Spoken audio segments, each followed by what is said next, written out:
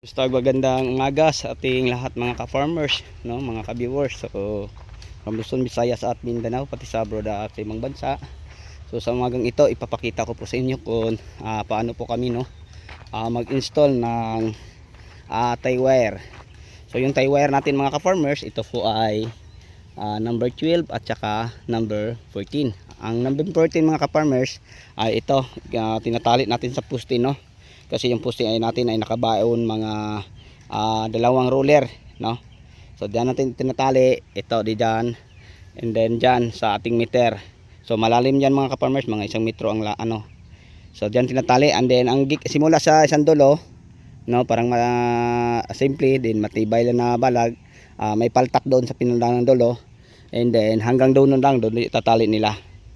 So yun po, no, mga ka-farmer. So ngayon samahan nyo ako at ipapakita ko po sa inyo, no, ang pag-install. So meron tayong dalawang tao din, no, na nagkabit ng tie wire. So ang isa doon banda, and then dito banda din ang isa.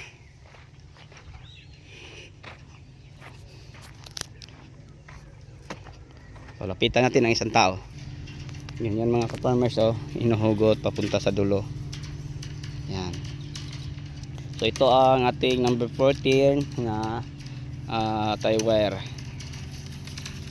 So hinuhugot, no, at saka tinatali sa paltak. So ganyan lang ang pag-install ng tie wire.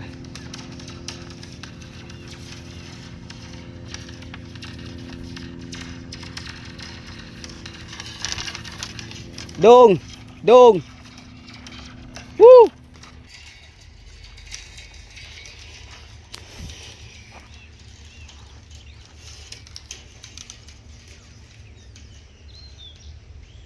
So yun po, no, mga ka-farmers.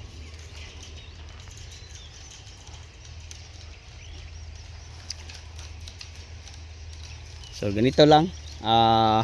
Una nating i-install mga ka-farmers yung meter, yung mga kawayan. So pinapasilip ko sa inyo kahapon, and then kasi may kalayuan po simula dyan sa ating 1 meter at saka dyan ay merong 8 poste.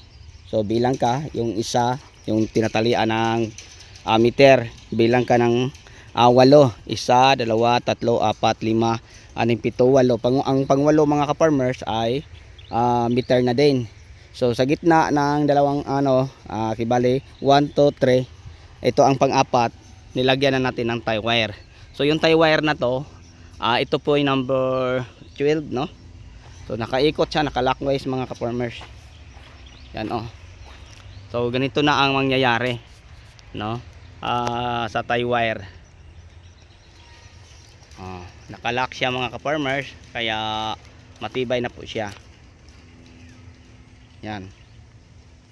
So ngayon nagpapa-extra tayo kasi kita ang nag-install.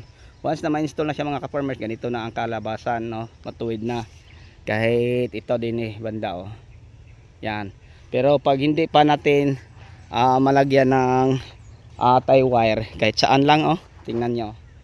Yan, may paganon na kawayan, poste, may paganon. Yan, ganyan ang mangyayari, no? Hindi pa masyadong matuwid. Tingnan natin. Lumabas ang dulo, yan. Lumabas din. Pero pag once na ito ay anuhan na ang tie wire, yan mga ka-farmers, so ipapasilip ko po sa inyo.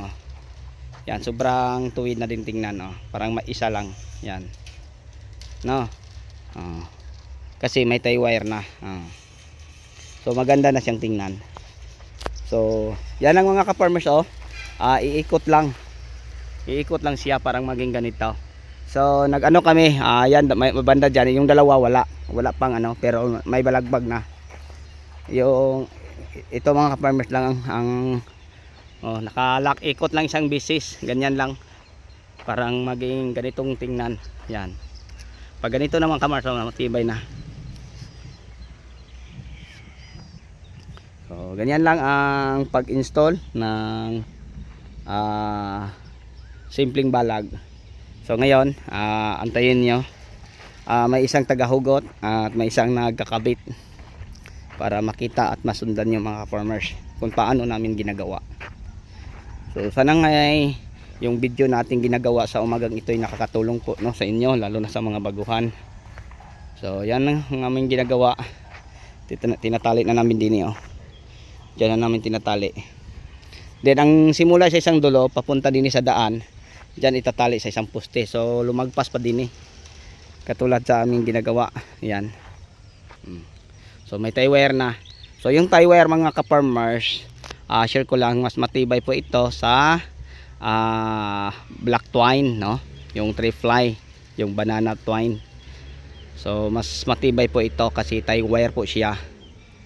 So madali lang po siyang i-install. Ito mga ka-farmers, kanina pa lang ko nag-umpisa. Yan sa gilid, pero may ano po, may lat ang tagdalawa. So ibig sabihin ito, mayroong tie wire. Itong dalawa, ito at saka yan wala. So doon na banda sa pangatlo. So meron, so dalawa ang ano. So meron na tayong 10, no, na natapos simula kaninang umaga. So ngayon alas 7:30 pa lang. And then may 3 balagbag. Simula sa isang dulo papunta doon, no, nakakatapos ng 3. 3 plus 8, yan 11, pang 12 na yung pang ano mga farmers. So ganyan lang kabilis. So yung ganito kaluwang, 4 lang po kami.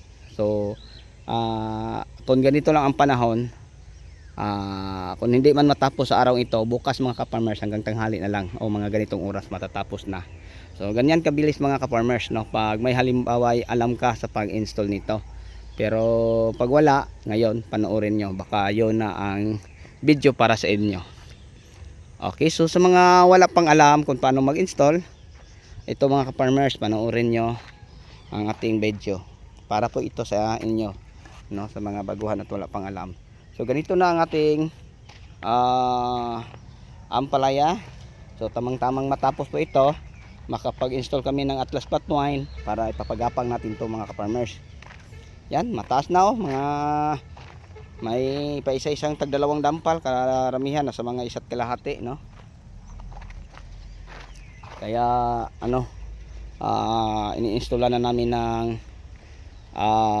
tie wire. So ganyan mga ka-farmers, oh, may tagahugot.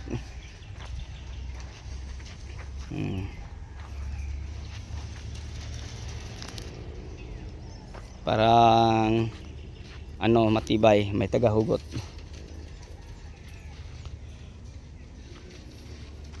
Yan.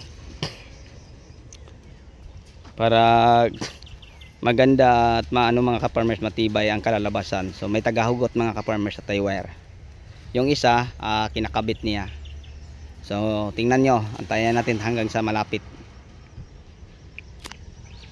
Parang makita at masundan po ninyo.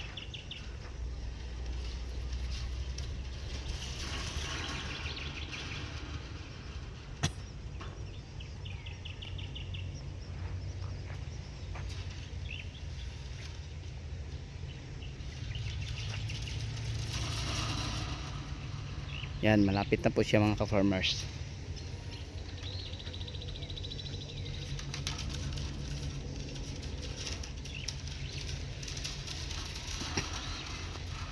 So dito mga ka-farmers, may technique ako din sa pag-install ng tie wire kung paano itatali din, parang maging ganito mga ka-farmers,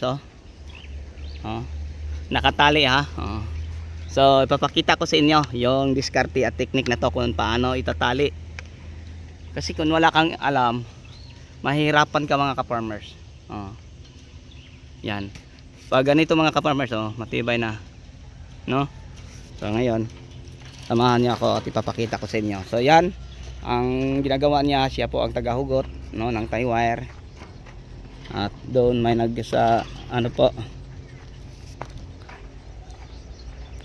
nag-install.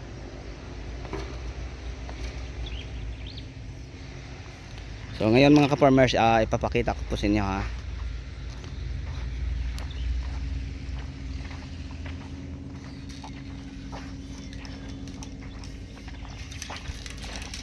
Focus lang natin yan. Dahil meron to mga ka-farmers, so pantay na kung saan ang dahil ito ang guide at saka simula sa meter para matuwid at pantay. Tingnan oh. Yan, ganyan lang mga ka-farmers oh. Okay. So ganyan lang oh. Hilak, isang ikot lang. Tapos hihilahin sa isa. Parang matiling matibay ang ating simpleng balag pero matibay. Yan, may dalawang airplane pa dumaan ah.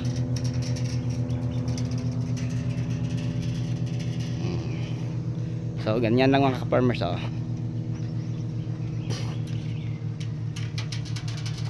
So isang ikot lang oh.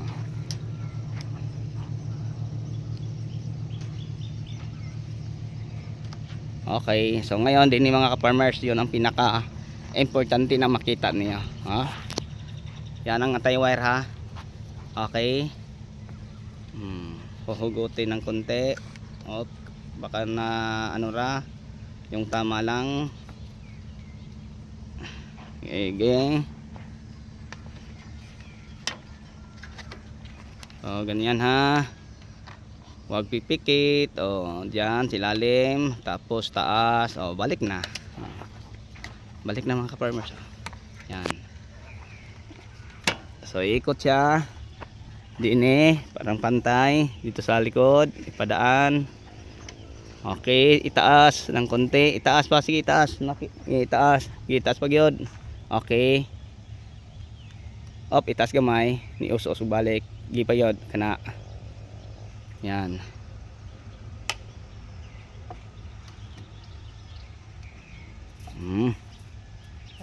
Sakto na. Okay. Pwede duha ah. Ako isa ra man ako giduha katong gisundan karon kay dangog ang kawayan. Okay. Patch. Okay, dito putla. Pakita nila ang teknik sa pagputol. Okay na. Ayos. Okay, ito, putol. Hawakan mo. Tama na. Okay na. Dire, hawakan mo kun pa. Ikaw magputol sige.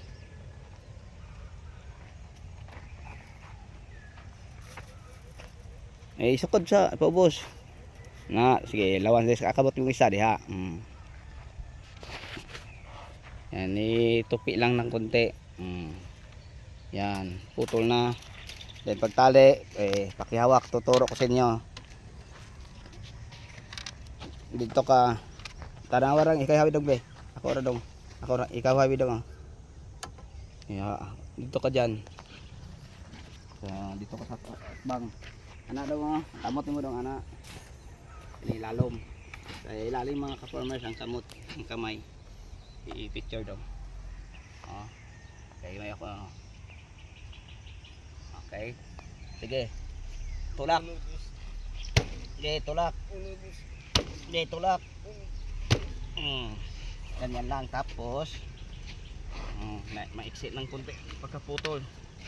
So ganyan lang. So number 14 to mga ka-farmers. Matibay na. So yun lang. So sa inyong lahat, hanggang dito na lang. Maraming salamat. Bye bye and God bless. Sana may natutunan po kayo sa ating ginagawang video sa umagang ito, yung pag-install ng tie wire sa ating taniman ng ampalaya para gawin natin kapangan nila. Okay, bye bye.